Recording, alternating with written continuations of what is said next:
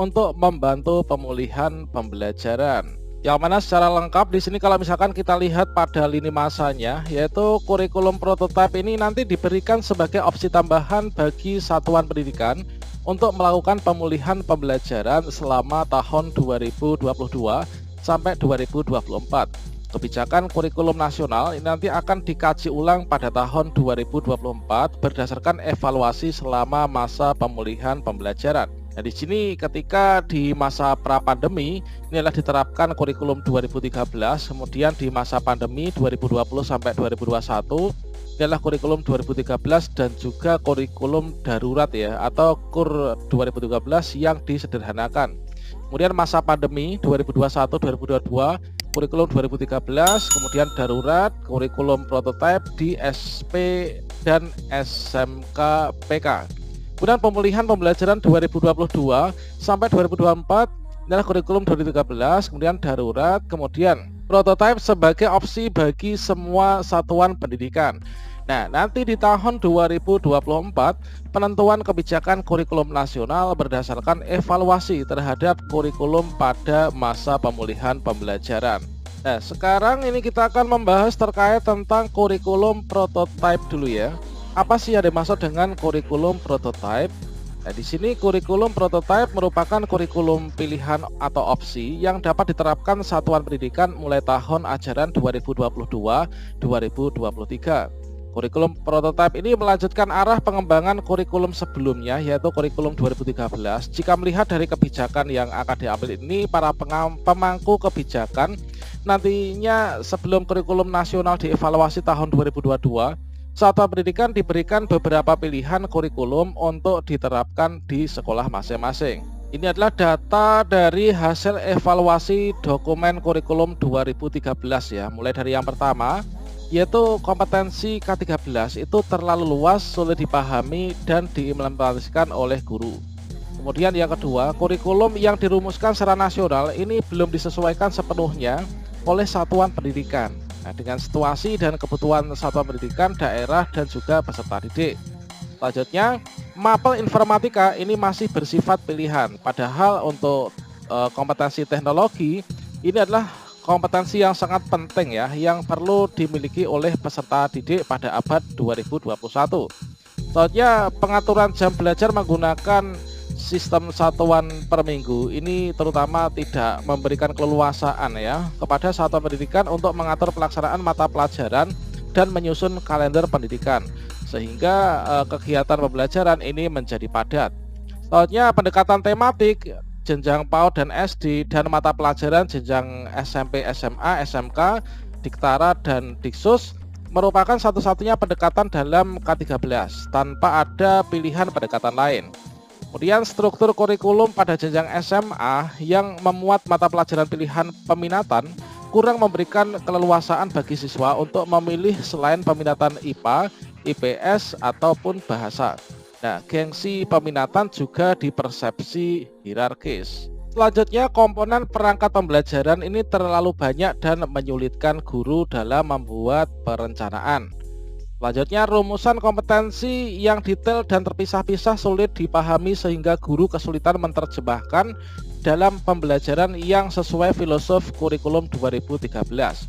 Kemudian strategi sosialisasi, pelatihan, pendampingan, monitoring implementasi K13 belum terlaksana secara tepat dan optimal, belum variatif, belum sesuai dengan kebutuhan dan belum efektif.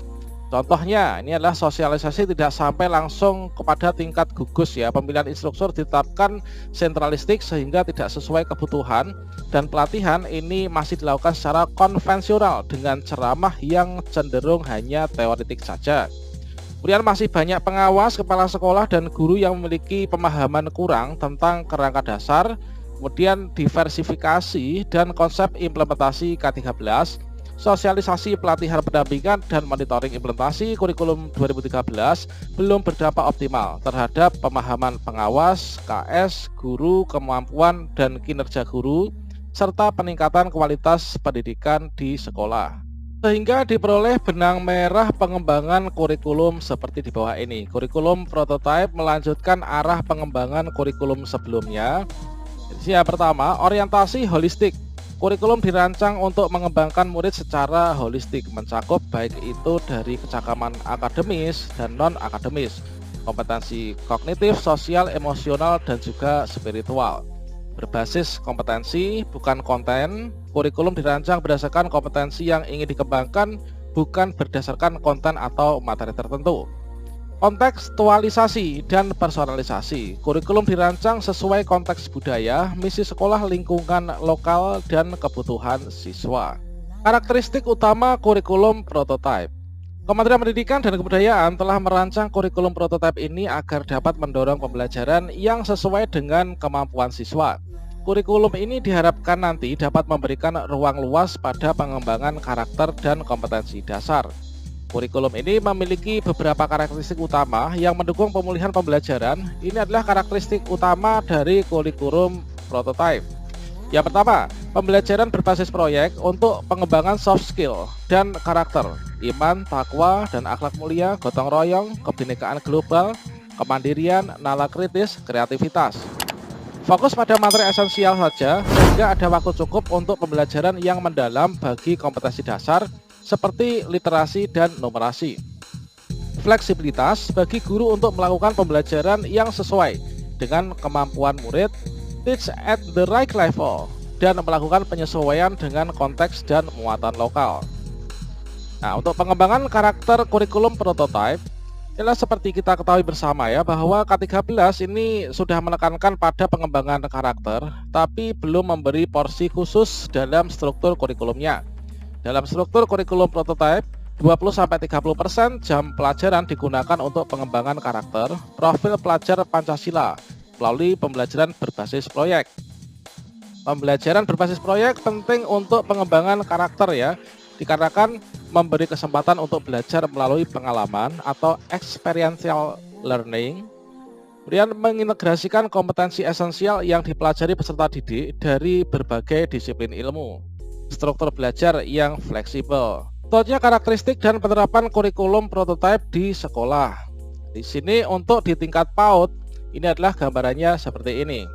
Kegiatan bermain sebagai proses belajar yang utama, penguatan literasi dini dan penanaman karakter melalui kegiatan bermain, belajar berbasis buku bacaan anak. Fase pondasi untuk meningkatkan kesiapan bersekolah. Pembelajaran berbasis proyek untuk penguatan profil pelajar Pancasila dilakukan melalui kegiatan perayaan hari besar dan perayaan tradisi lokal.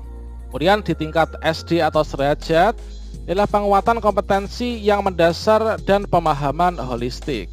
Untuk memahami lingkungan sekitar, mata pelajaran IPA dan IPS digabungkan sebagai mata pelajaran, yaitu ilmu pengetahuan alam dan IPS atau disingkat IPAS. Integrasi computational thinking dalam mata pelajaran bahasa Indonesia, matematika, dan IPAS.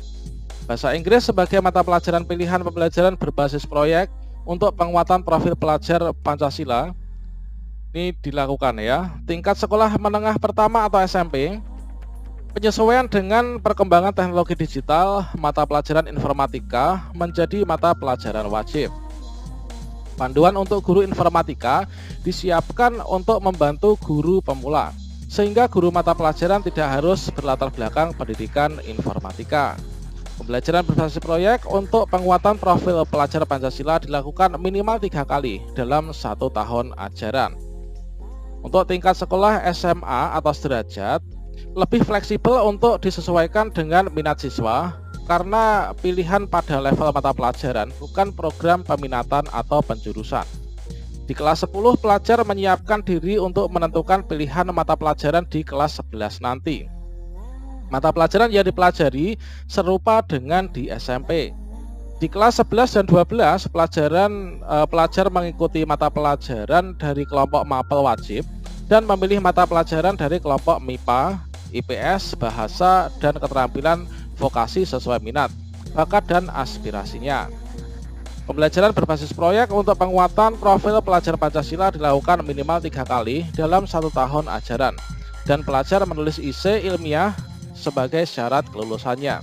Untuk di tingkat sekolah menengah kejuruan atau SMK, dunia kerja dapat terlibat dalam pengembangan pembelajaran.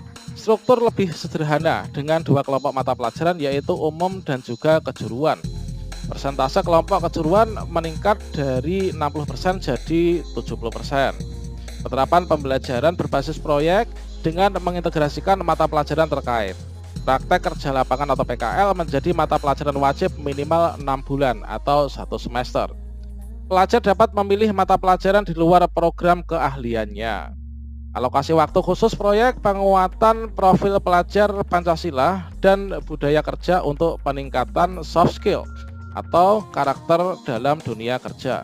Kemudian untuk di tingkat SLB atau sekolah luar biasa, capaian pembelajaran pendidikan khusus dibuat hanya untuk yang memiliki hambatan intelektual. Untuk pelajar di SLB yang tidak memiliki hambatan intelektual, capaian pembelajaran sama dengan sekolah reguler yang sederajat ya, dengan menerapkan sistem prinsip modifikasi kurikulum.